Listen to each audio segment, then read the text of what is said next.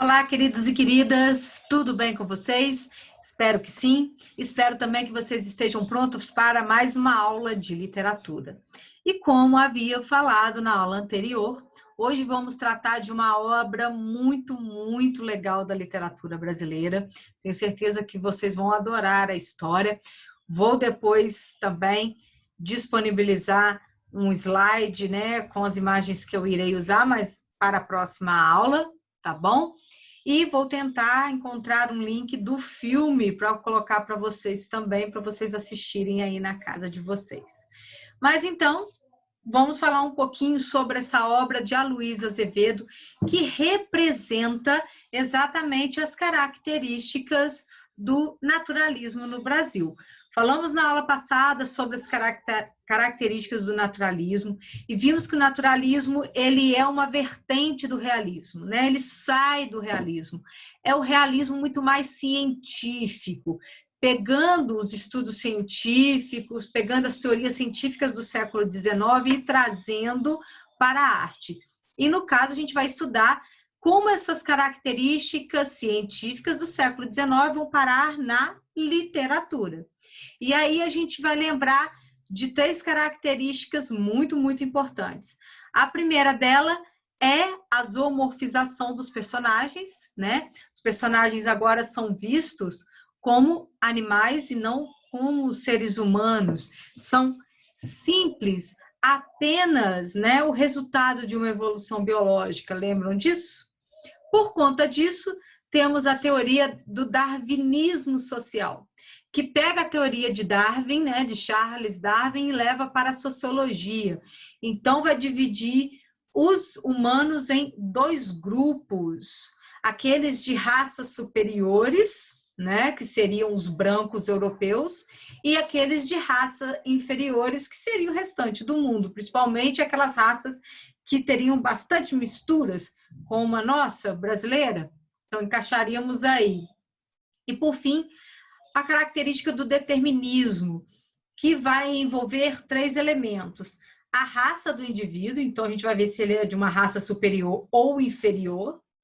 Nós vamos envolver o meio, onde se encontra esse personagem e os momentos que ele vive, ok?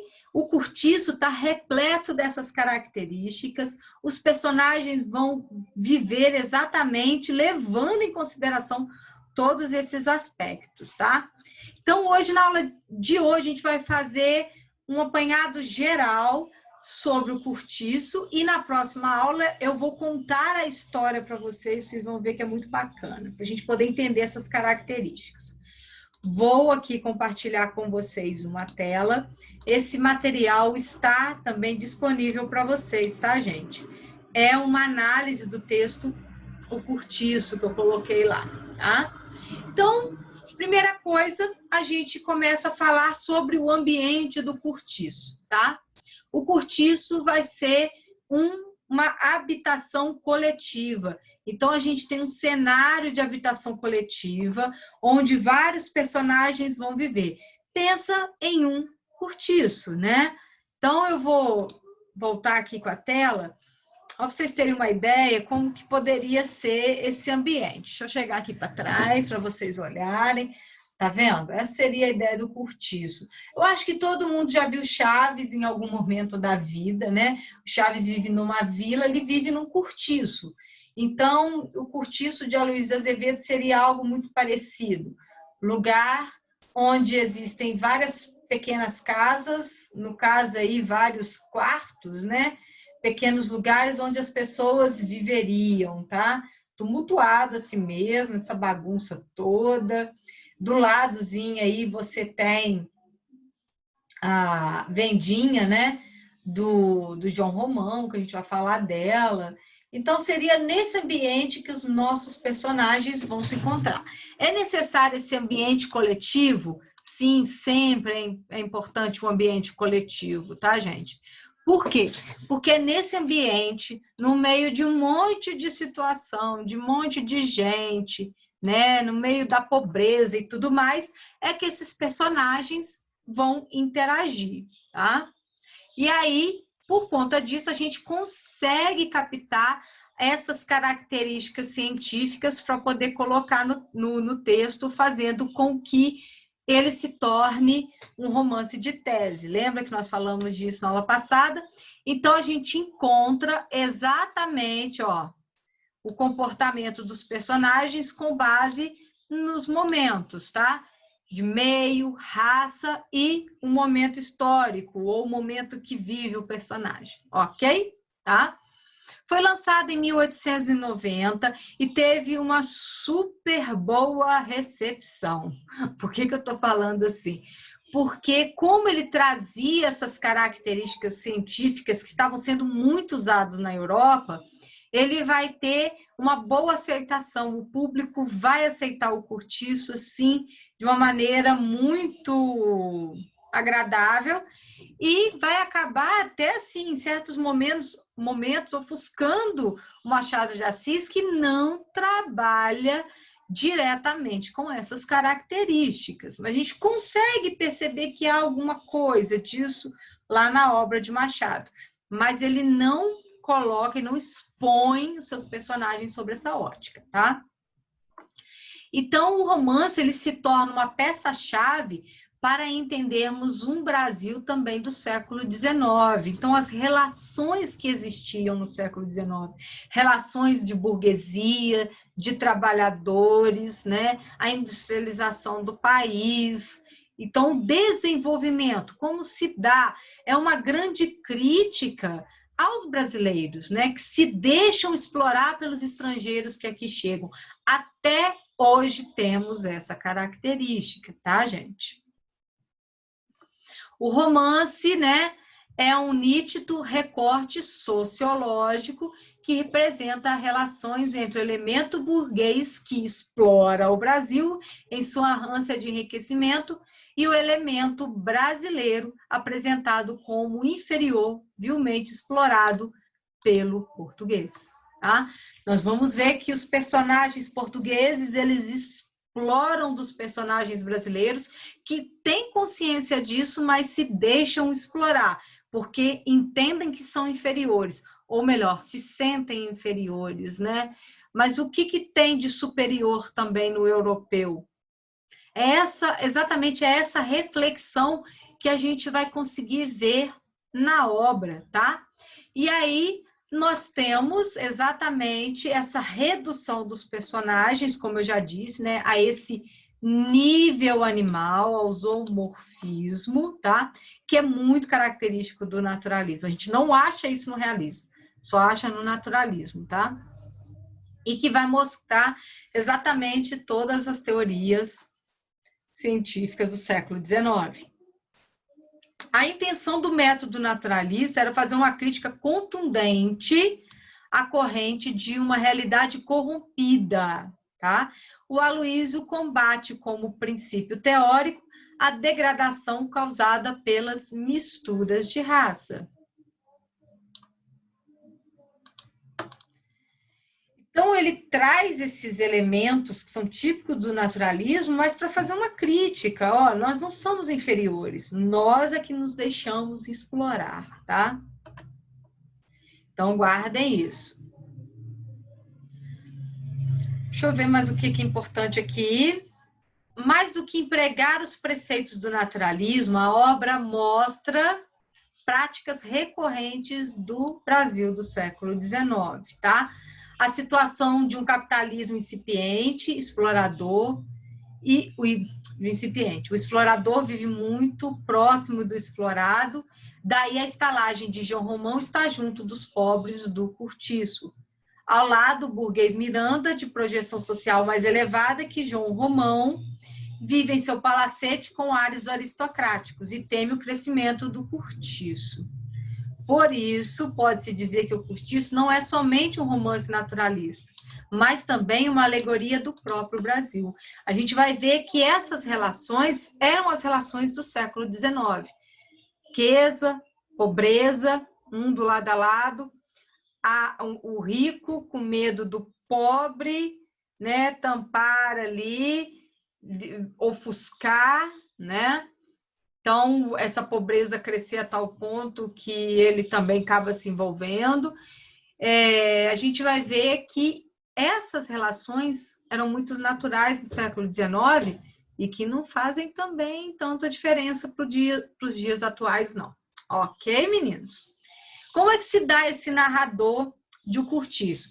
Como a gente já sabe, né, o narrador de O Cortiço vai ser aquele narrador onisciente, de terceira pessoa, tá? Que tem conhecimento de tudo, característico mesmo do movimento realista. Realista e naturalista, né? É o Machado que dá essa rompida aí, trazendo aquele narrador digressivo, tá? Então, ele tem um poder total dentro do romance, né? O próprio escritor, ele se faz ali quase um deus. Eu falei isso na aula passada, né? Ele cria um espaço, põe que os seus personagens para viverem ali, né? E ver no que vai dar. Ele vai colocando ali situações e o personagem tem que lidar com aquela situação sem raciocinar, tá, gente? Vocês vão ver que o personagem não raciocina, não. Ele não fica refletindo sobre o que está acontecendo. Ele simplesmente age. É instinto, é comportamento, vai embora, tá?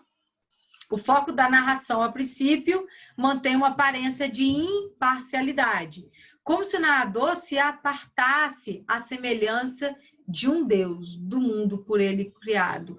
No entanto, isso é muito ilusório, tá, gente? Vocês vão ver que existe tomada de partido, sim, para a personagem. Porque o procedimento de representar a realidade de forma objetiva configura uma posição ideologicamente tendenciosa para provar, né, essas teorias científicas, principalmente do determinismo. Esse narrador só se faz de terceira pessoa, né? Ele finge que ele é imparcial. Ele é de terceira pessoa, mas ele finge que ele é imparcial, que ele não interfere na obra. Mas vocês vão ver que isso acontece, tá? O tempo, tá? É um tempo linear. Então, a gente tem um tempo cronológico que vai desenrolar a história, tá? O espaço, então, ele ocorre em 2 lugares. A gente vai ver o cortiço, mas também vamos ver o palacete de Miranda, né? A gente vai ver a pobreza e a riqueza lado a lado, tá? Então, são 2 espaços que vão coexistir na mesma obra. O primeiro é o cortiço, esse amontoado de casebres, né? Onde os pobres vivem, tá? Esse espaço vai representar exatamente essa mistura de raça, a promiscuidade das classes baixas, né? Seria a representação do pobre no Brasil, tá? E, por fim, nós temos o outro espaço, que é o sobrado do Miranda, tá? E onde se encontra a sua família, representando aí a ideia da burguesia brasileira no século XIX. Ok, meninos?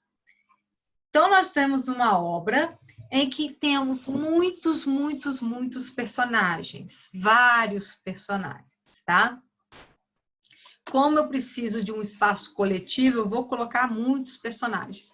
Nessa folhinha que eu estou mandando para vocês, que vocês vão ler com muita calma depois, tá? Estou só marcando aqui passagens que são importantes para a gente guardar as características da obra O Cortiço, entendê-la, tá? Depois vocês vão ler, vocês vão perceber aqui a história de cada personagem. É essa o nosso foco para a próxima aula. Eu vou contar tudo isso aqui para vocês, tá? Mas olha quantos personagens nós vamos ter dentro desse ambiente, tá? João Romão, Miranda, Bertoleza, Zulmira, Botelho, Dona Estela, Jerônimo, Rita, Firme, Piedade, Pombinha, Leone, Senhorinha.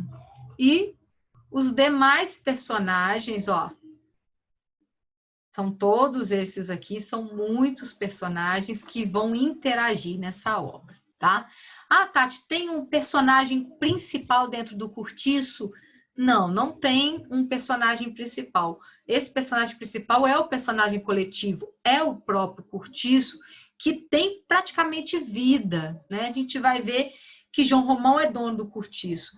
Conforme João Romão vai evoluindo, vai se enriquecendo, o Cortiço também vai passando por transformações, ele vai crescendo, ele vai se modificando, tá? Então, a gente não tem um personagem principal. Nós temos um personagem coletivo, que é o próprio Cortiço, e personagens que interagem dentro desse ambiente. Então, todos eles são personagens importantes. Todos eles se tornam personagens principais, porque todos esses personagens vão representar essas características que nós citamos aqui em cima.